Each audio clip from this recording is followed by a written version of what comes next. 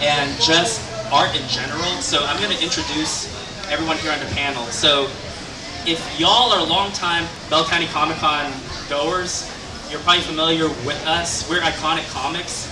So Iconic Comics was formed around 2019 and 2020, and it's actually based out of Temple, Texas. So it is right here if in your hometown. So if you're from Central Texas, then it's really unbelievable because you actually have Iconic Comics who presents Bell County Comic Con every year. And the way we started was Mark and I, we had worked on a project called Kamen America.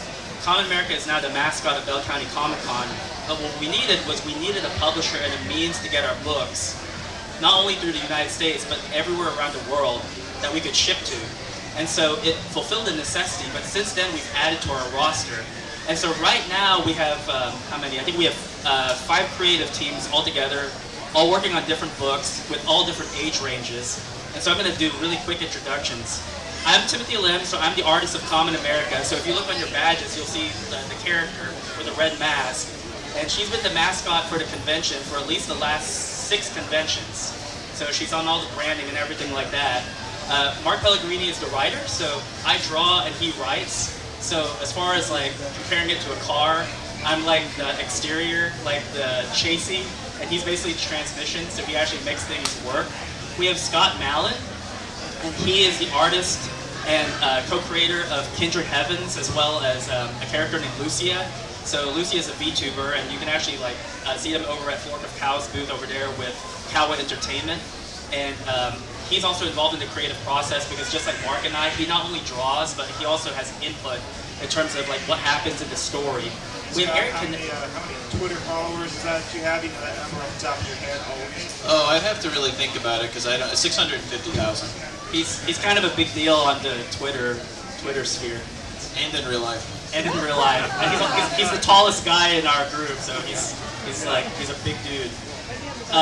Eric Canete is kind of like our A-lister because he's a really big deal.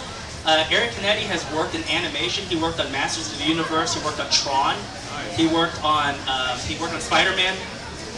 His book is called Athena, and that's also published by Iconic Comics. But he's done things for Image, Skybound. Have you worked for DC ever? He's worked for DC as well. He works like, of course I have. Actually, the funny thing is, I think Mark knows his bibliography better than he does. What things has he worked on, Mark? He worked on a lot of cartoons. So I know that you worked for Sony for a lot of their projects. You worked on Godzilla the series, also Men in Black, right? Yep, you worked on Aeon Flux, am I correct with that? And going outside of cartoons, you were the artist for Glenn Danzig, weren't you? Yes. So you are a journeyman. Will you sign an autograph for me? About $20. And so he's kind of like a jack of all trades because, as you can see, he's doing the live drawing right now just to show kind of like his process as far as he works. But what we like about the Iconic Comics library is that if you look in your books, you'll actually see a catalog of the titles that we have right now, and we rate it from kind of like E for everyone all the way up to mature audiences. And so we run the gamut of having to create for a wide variety of people. In modern American comics, that we run the danger of almost skewing too old, where what's happening is a lot of people want to make the books more and more mature. So for example, you'll read a title like Spider-Man, which is typically thought to be kind of an all ages book. But then when you pick it up, you're like, well, there's like mature themes in here that don't seem to fit like young adults and teens. It almost seems like tonally off. But we're all very well aware of like the audience that we're going for. So for example, Mark and I with Kamen America, it's teens and above. It's pretty safe. If you show it to children, there's no cursing, there's no drug use, no smoking, no profanity, nothing like that. But some of the subject matter might be a little bit more mature in terms of like dealing with themes of, let's say, like death and loss. So we want to make sure that we cater to the audience. Scott and his co-writer Bryce with Kindred Heavens, it's basically an all ages book. You can give it to a 5-year-old and they'll enjoy it just as much as like a 20 or 30-year-old will. And I think that can be difficult because some people think like, well, you can't cater to everyone. You have to cater to one group. And I think that their book proves that that's not true. As Walt Disney once said, and for those of you who might not know, the entire reason he created Disney World was because he was with his children at a park one day, and all that they could do was like ride the carousel, and he would just sit back and watch and be like, I wish there was something for families to do, like not just the parents sitting there and watching the kids. There needs to be something where families can get together and actually participate. And I think that they're kind of a good role model in terms of like showing that that can be done, because their book is fantastic. And Eric Canete with Athena, it skews kind of like a little bit higher than teens. It has a little bit more violence in it. The subject matter is a little bit mature, but still like relatively tame. You can give it to like a high schooler, and they'll be able to enjoy it immensely. So it's really good for, I don't want to say angsty teens, but it's good for like really young adults who are trying to get into something that can like lead to maybe more adult comic books and whatnot. So what we're here to do is we're kind of here to just basically answer questions in terms of like what queries you might have in terms of the creative process, just because I think that we represent a pretty good cut of where that comic book landscape is. And so if anyone has any questions, we're more than happy to answer them at this moment. You can either ask questions about the comics, like our process, working with Bell County Comic Con. That's what we're here for. Yes. As a creator, both drawing, both drawing and writing, as a creator of like both, how do you bridge the gap? Like, oh, I think of this cool idea, but I don't know how to get on paper. Right. Or I want to do something on paper, but I don't know like what to do. So we're going to answer it on two fronts. With Mark and I, the good thing is this. So I'm kind of an idea guy, but I'm not a writer. So I'll pitch the idea to Mark, and then he'll do the script. But then when he gives it back to me, as the artist, it's my job logistically to be like, okay, I think I know what he wants, but because he's the writer, there are limitations for him as an artist. So for example, we're working on Kamen America Volume 11 right now, and I'm working on a page where in the script it says, there's glass everywhere on the floor, and as the character is on the floor, the villain is walking towards, and you can see the feet crunching on the glass, right? And I go, the problem with that is there's two ways to do that dramatically.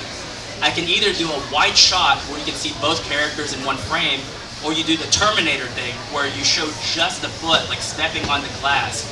And James Cameron does that in almost all of his movies because it's intimidating. Like everyone knows the Terminator scene where there's like a skull and the Terminator foot like crushes it. And so I'm having to sit there and it's like, okay, as the artist, I have to ask myself, in his head, what does he want? Does he want an establishing shot, or does he want something more dramatic? And then typically he will defer to me in terms of my judgment in terms of how that's done. Who I think has the more difficult job is Eric Canete because he's artist and writer. So I'm going to let Eric answer that real quick to kind of tell you how he approaches it. Are you asking what my decision making is when it comes to like the story and how I execute it? Yeah.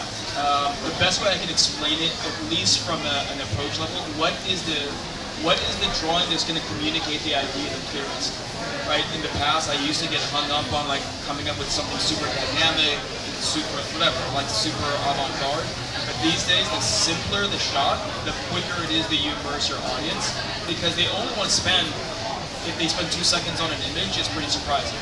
They want to get the gist of whatever it is that you're trying to communicate, so the simpler the shot, the easier it is for understanding. And the better off you are when it comes to the immersion for the story. So story is the thing that you're serving, the drawings come next. Is that helpful? Yeah. Next question? Yes.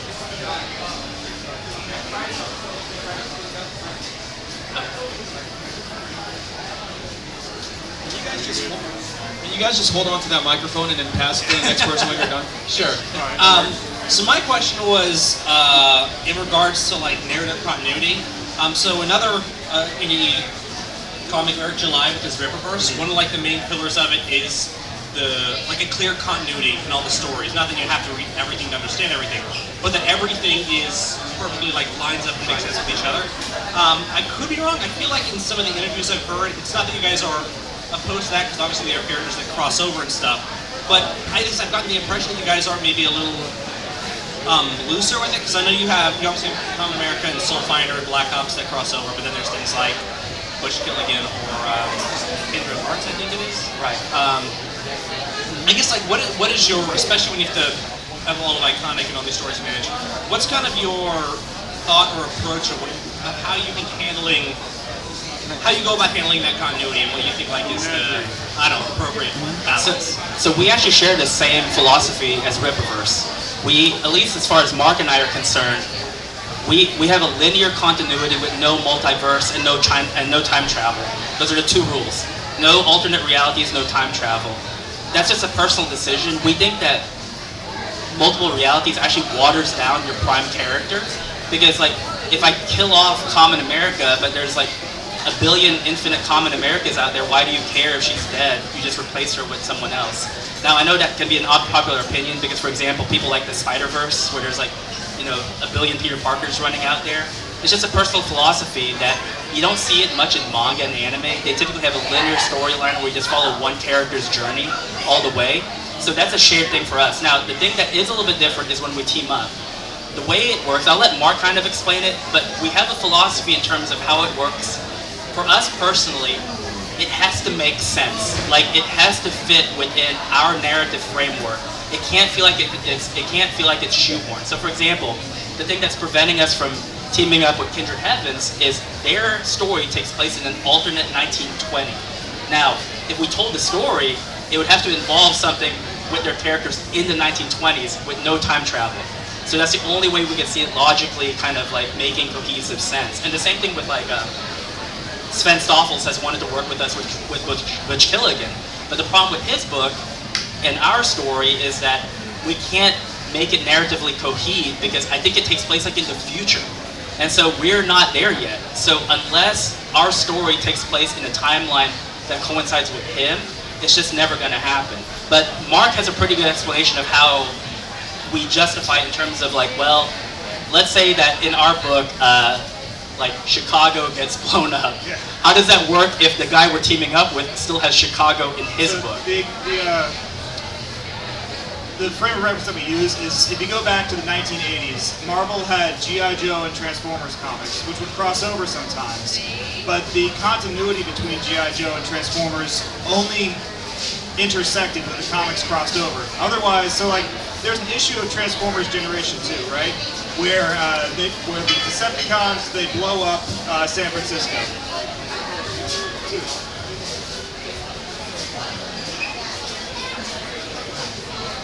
Is it working better now? Okay. Alright, so the Decepticons, they blow up San Francisco. And then later, though, in just a regular issue of G.I. Joe, San Francisco was there. Well, it's because that didn't happen in the Transformers comic. And so that's the attitude that we have, is that we share continuity, and the continuity impacts each other's books when we cross over. But otherwise, the continuity can remain however the other writer wants it. So we do crossovers with Douglas Ernst, who has another book called Soul Finder. And his character, Father Redder, appears in Kamen America semi-frequently. And locations from Soul Finder also appear in Kamen America. But if we decided to blow up San Francisco in an issue of Kamen America, that wouldn't necessarily hold true in Soul Finder, unless it happened in a crossover between Kamen America and Soul Finder. That way we don't inhibit on his creative freedom, and he doesn't inhibit on our creative freedom, otherwise, except where we cross over. I really like how you guys. I just want to say I really liked how you guys sort of retroactively implemented, I think it was Wall Knight, into continuity by making it like a fictionalized version of an event in the universe. Yeah, Wall Knight, that one was fun, but Wall Knight was just too weird. It was like a Mad Magazine style, kind of like satirical comedy, and so there just wasn't a way. It also had prototype characters of like Kamen America and Marmot Maiden and these other characters that just weren't fitting with our continuity, but we didn't want to just like throw a Wall Knight baby with the bathwater kind of thing. So like, hey, why don't we just make it this one character named Lansky, he published a comic that depicted the events that really happened, but his depiction was crazy and full of silly stuff in it. And so that's how we made it work. Yeah. Next question. Oh, sorry. Next question.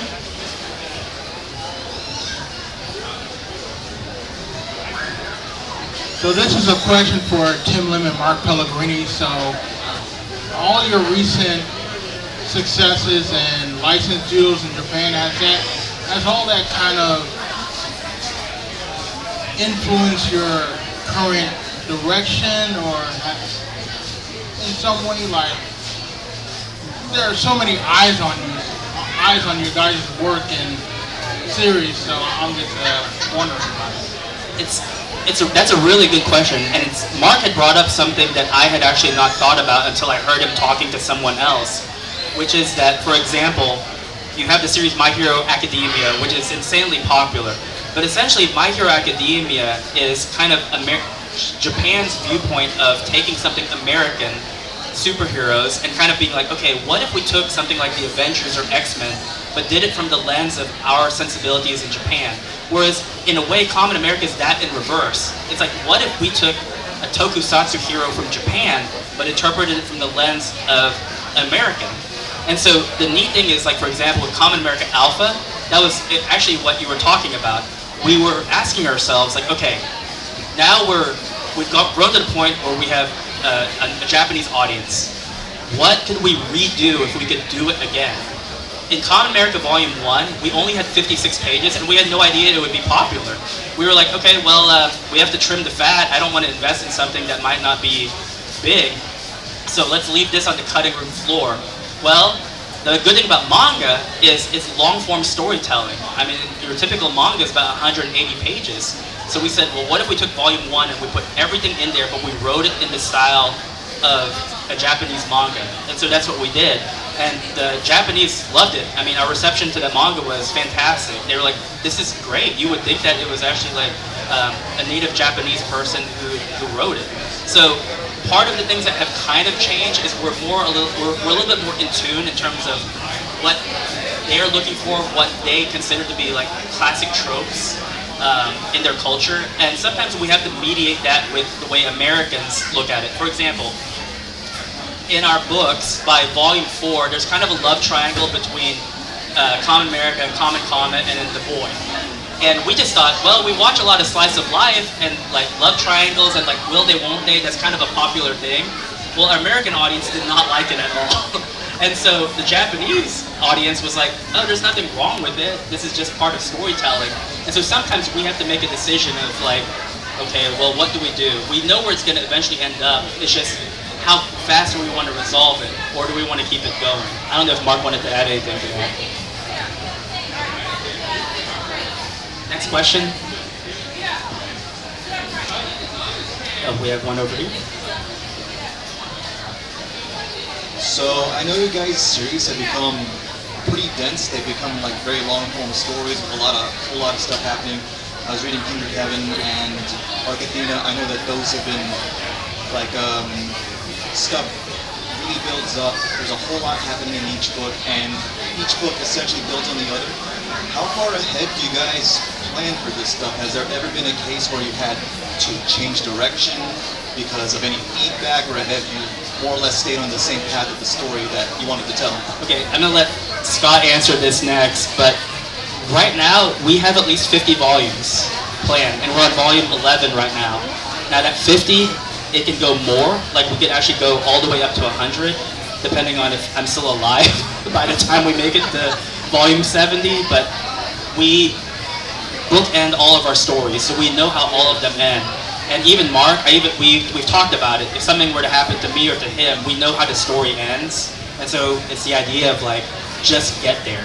So I know that, for example, back in the day, like J.J. Abrams, like mystery box storytelling was a big thing.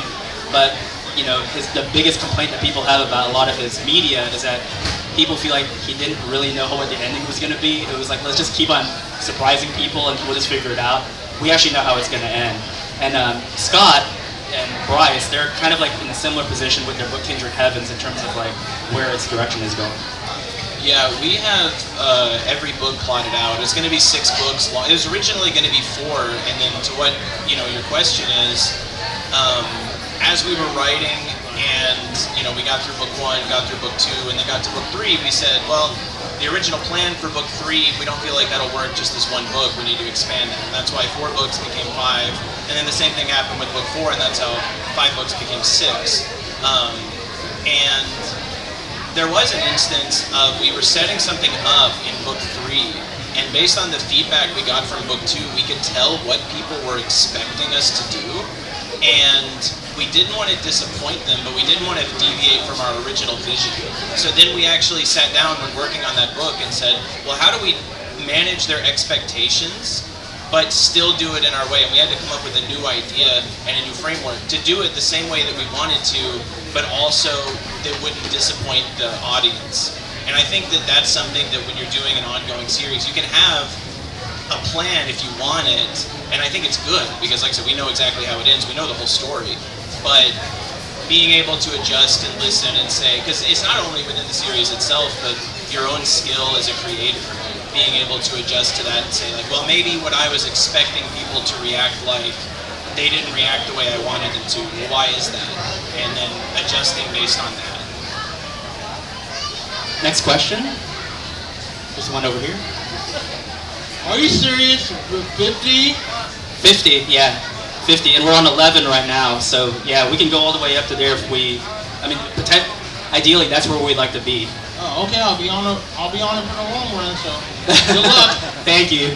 We have one question over here in the back. How do y'all write characters from different perspectives from your own? Okay, so I'm gonna let Mark answer this one because this is like one of these like writing 101 things where you're like, that's the best advice I've ever heard. So I'm gonna let him answer that. So whenever I have to write a character and I'm building them from scratch, the first thing that I pick for them is I pick a voice actor in my head, and that helps mold. I mean, that helps mold a lot of the voice of the character, which molds their personality and keeps it consistent when you write it. And sometimes the voice you hear in your head when you're writing the character, that's just for you. It won't necessarily be the voice that your audience is going to read in their head. And a great example in Kamen America is we have this bad guy character named Zener Ecto, and he's like a supernatural character who can control ghosts. And so when I was writing his dialogue, the voice I had for him in my head is very specific. It's this voice actor named Roger Craig Smith, and he does this like late night DJ voice. It's been in a couple cartoons. It's a really specific, obscure voice of his, but it has that kind of like that laid back, funny guy kind of voice, you know, this cool guy kind of voice. And so that was what I heard in my head when I wrote his dialogue. So my dialogue for him was consistent sounding when he read it. But when Tim read the script, he was like, I thought it was really funny, Mark, that you wrote him as Norm Macdonald. And I was like, Norm Macdonald? And then I went back and I reread the way I wrote his dialogue. I was like, oh, I can totally see that. And so every time from then on when I write Zener Ecto, I write him with Norm Macdonald's voice in my head. And that helps keep his dialogue really consistent, his personality, and then eventually he just becomes Norm Macdonald in the book. But it helps a lot, like every member of the Common Core, so like Kamen America, when I write her, the voice I heard in my head at the beginning is this voice actress named Jennifer Hale.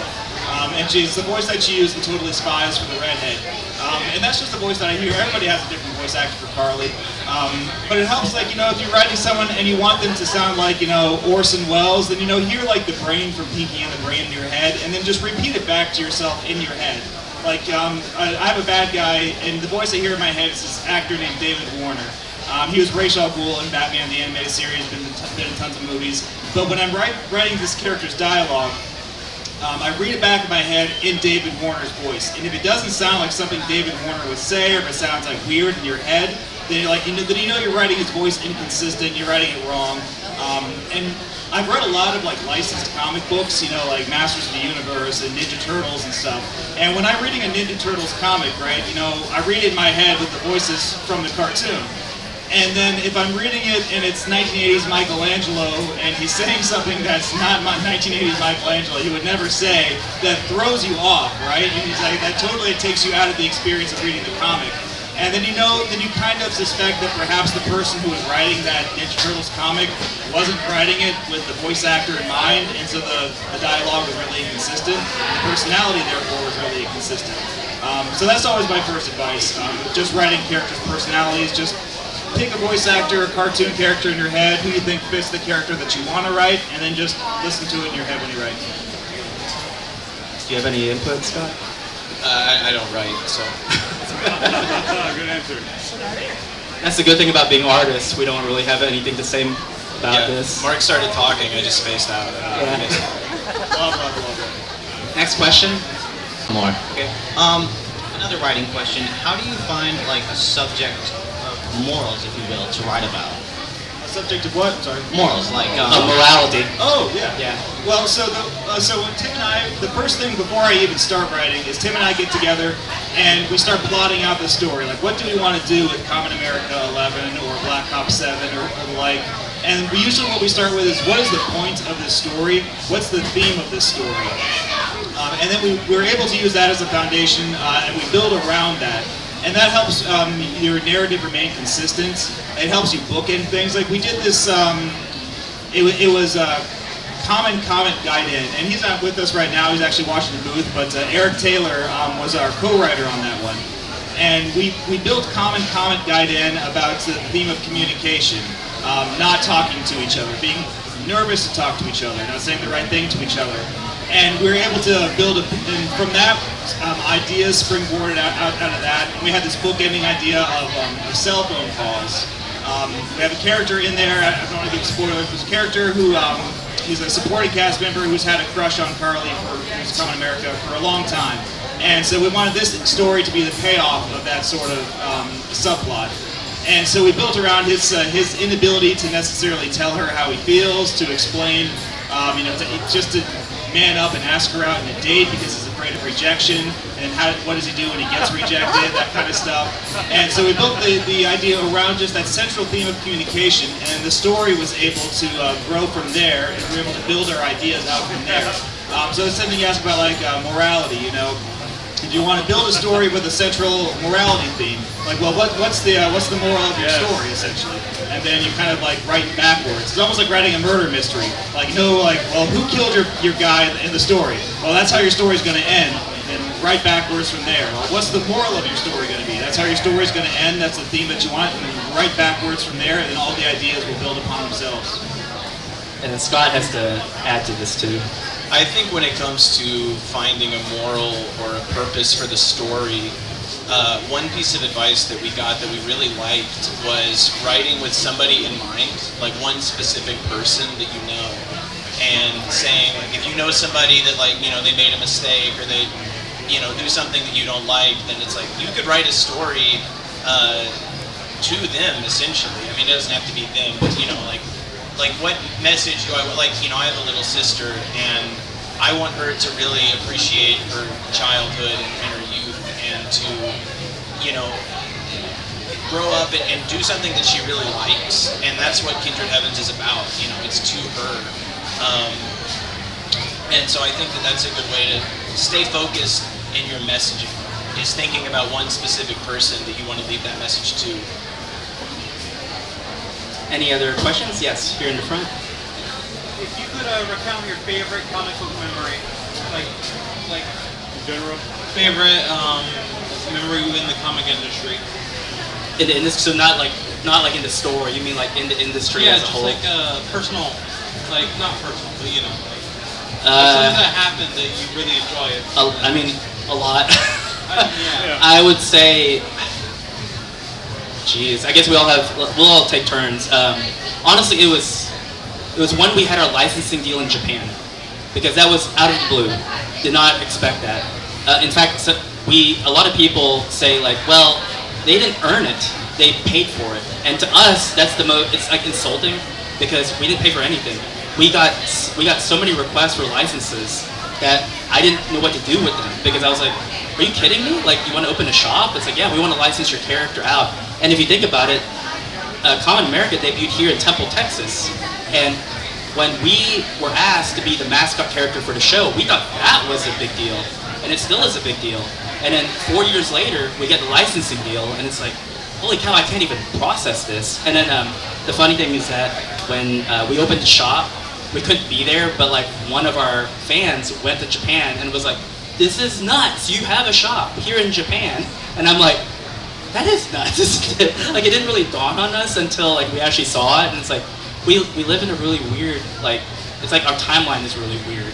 So I mean, again, we've just been very blessed. We've had a lot of weird opportunities that have just kind of fallen into our lap by accident, but I would have to say that was the one, because that's the most recent one I can think of where we think, well, we've peaked, we're not going to do better than this. But then I think Well, I thought that 3 years ago. I thought that 4 years ago. So that's the most recent thing in memory I can think of. So we'll just go down and let Scott, Eric, and then Mark say their piece. I think for me it was 2 years ago when the first Bell County that I was at. It was the first convention we had ever done, and we had only been online creators to that point. So that was the first time actually getting to go out and face-to-face meet people and shake hands and see. There's something different about seeing your work have an impact on somebody in person than getting a nice comment online. It doesn't.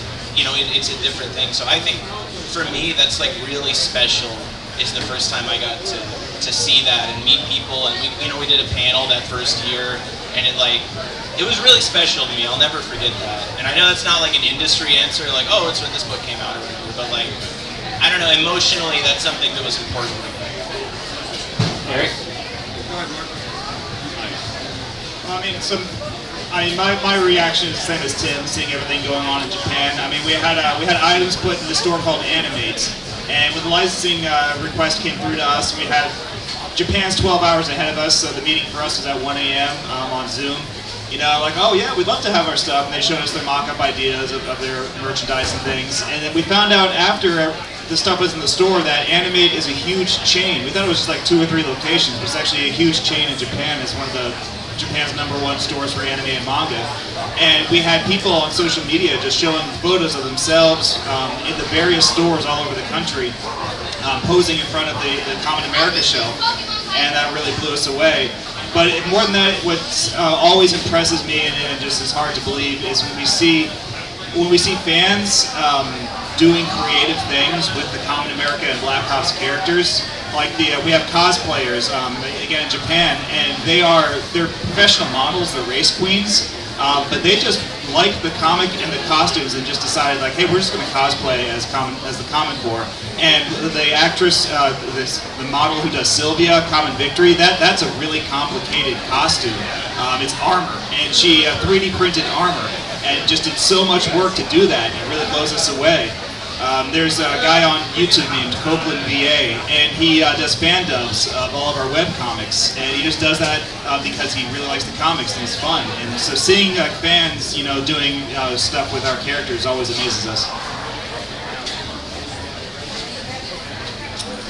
For me, it happened just as recently as a couple days ago when I crossed the 6th issue threshold, which I thought I would never be able to do with my own creator-run series, so that was a big deal. So when Athena went issue 6, and I always feel like I'm playing catch-up with Mark and Tim, but it felt really, really good, and that was pretty profound. Because if you think about the journey of being a professional within the industry, everything is always being handed to you. All the deadlines are predetermined. The characters are predetermined, so you're really not necessarily building anything on your own. But when Athena finished with number 6, that was my project, my momentum, and my creation of reaching that proverbial potential finish line. That felt pretty good. I think that, interestingly enough, I think it's a bigger task because, for example, if someone reads our book and they're like, I don't like it, I'll be like, oh, I didn't like it either, but I didn't write it, it was him. And then if they're like, I would have liked it better if the artist was different, then he could be like, well, I'm glad I didn't draw it because it was him. But I think he has a harder task because Athena is his baby from start to finish, writer and artist. And so, yeah, I think crossing 6 books on your own, this is a guy who works with Image. He can work on any book he wants to, but he chose to go completely independent, and that's risky. So I think that's, yeah, I agree. I think it's a really wonderful thing. Thank you guys so much. We're going to be in Hall A. Just stop by the Iconic Comics booth, and we'll see you guys there. Enjoy